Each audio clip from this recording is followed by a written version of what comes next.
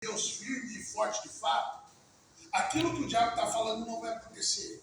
Porque se torna apenas uma ameaça. Diga, apenas uma ameaça. Agora, se você não estiver em Deus, não estiver firme em Deus, não estiver buscando a Deus, não estiver fortalecendo o teu espiritual, aquilo não se torna apenas uma ameaça. Na vida de muita gente se torna uma realidade. Aí o diabo entra, mata, destrói, acaba. Por quê? Porque não estava firme, fortes e preparados espiritualmente diante do altar do Senhor. O mundo espiritual é mais além do que muita gente pensa. Tem muita gente que acha que o fato de sentar na igreja, levantar a mão, dar glória a Deus, dar aleluia. O poder de Deus para muitos é levantar a mão, é dar glória a Deus, é sapatear na igreja, é profetizar. Aí o culto hoje foi tremendo, o céu desceu. Nossa, um vaso sapateou, correu na igreja. Mas a vida não muda. Tem um monte de gente que corre, que pula, que grita e a vida não muda. Chega em casa, os problemas são os mesmos. Chega em casa, a angústia é a mesma, a tristeza é a mesma.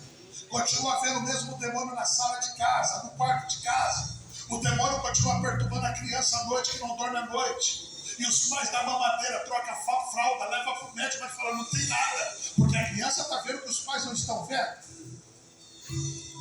E se nós não entendemos isso, o que era andar com Deus para vencer o diabo e os demônios?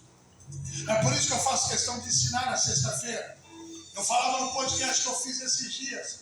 E eu disse, eu creio muito no poder de Deus, na manifestação de Deus. Eu creio nos dons. Quando Deus quer, meu irmão, Ele faz da forma que Ele quer. Eu creio na revelação porque Deus me usa em revelação. Eu creio em profecia porque Deus me usa em profecia. Eu sou daqueles que ainda subo um monte, gosto de orar, gosto dos mistérios de Deus.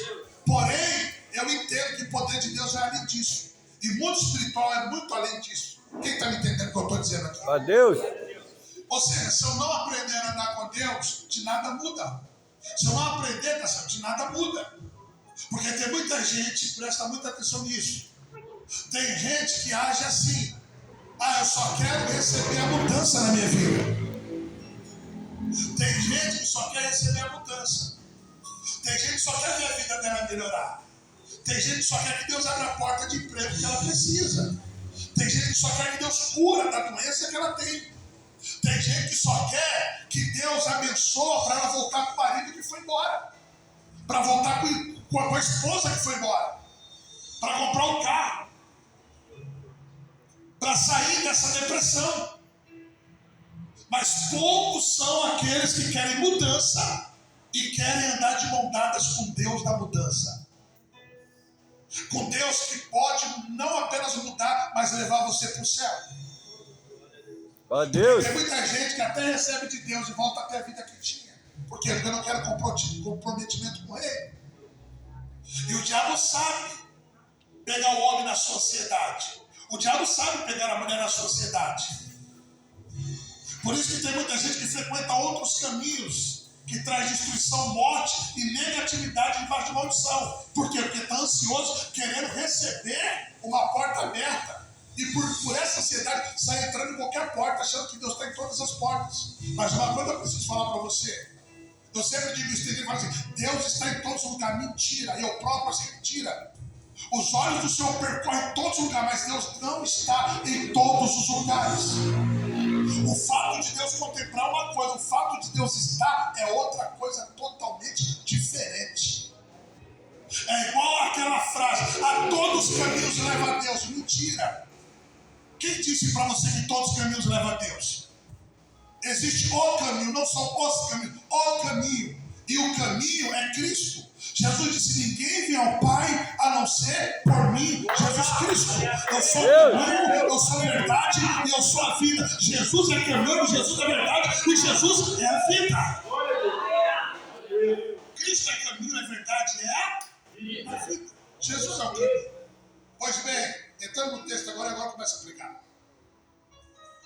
Aqui está uma cena da onde eu li com você, livro de Atos, capítulo 19, versículo 13.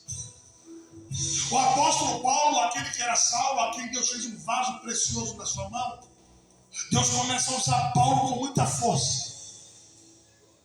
E como é que Deus usa o apóstolo Paulo? Debaixo não apenas de letra. Diga, não apenas de letra. Não apenas de letra. Diga, porque letra mata. Porque letra mata. Mas o Espírito vivifica.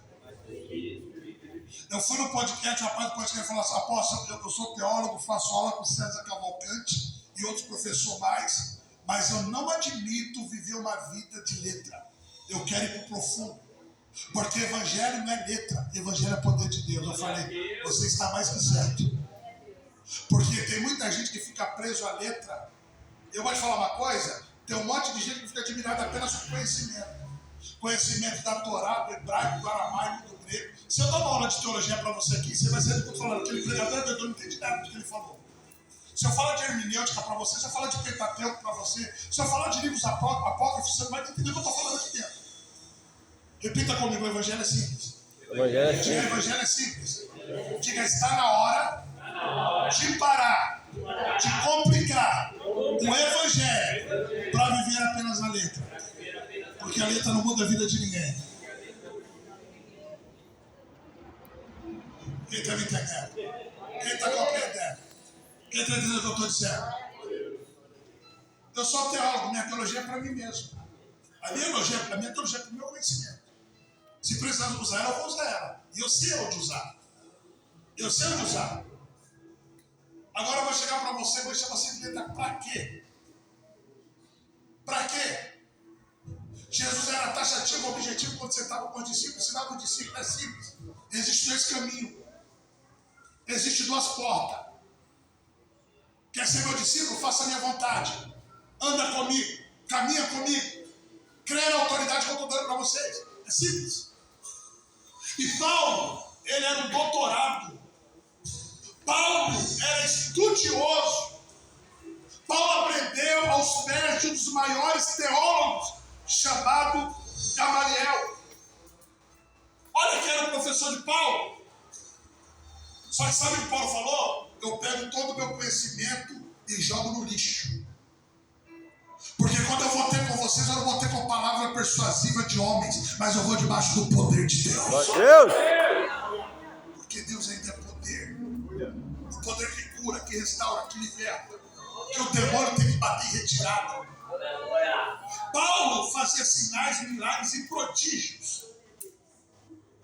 A ponto das pessoas, escute aqui, a ponto das pessoas não conseguirem chegar até Paulo e pegar os aventais de Paulo, os lenços de Paulo e cortar e repartir e sair levando aos enfermos. E todos, quando receber o lenço de Paulo, era curado de qualquer enfermidade e liberto de qualquer demônio.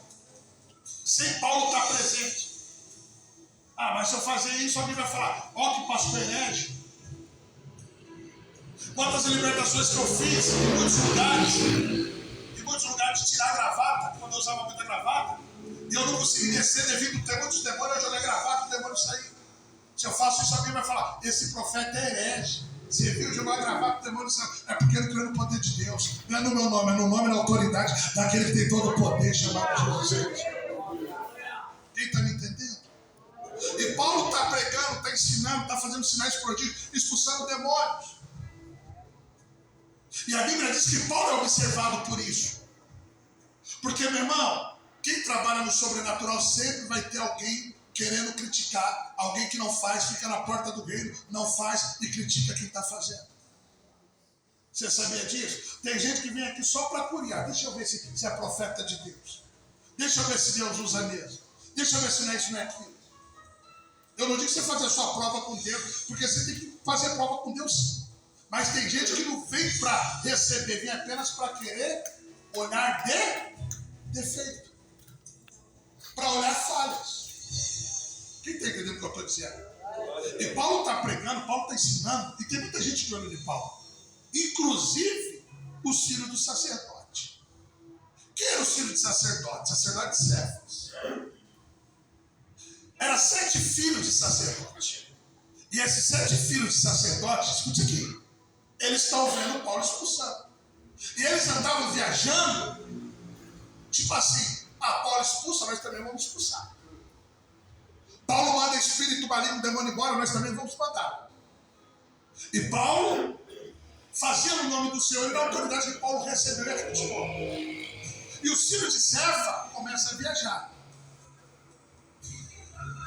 para expulsar espíritos malignos, demônios. Porque, irmão, Deixa eu falar uma coisa para você. As pessoas às vezes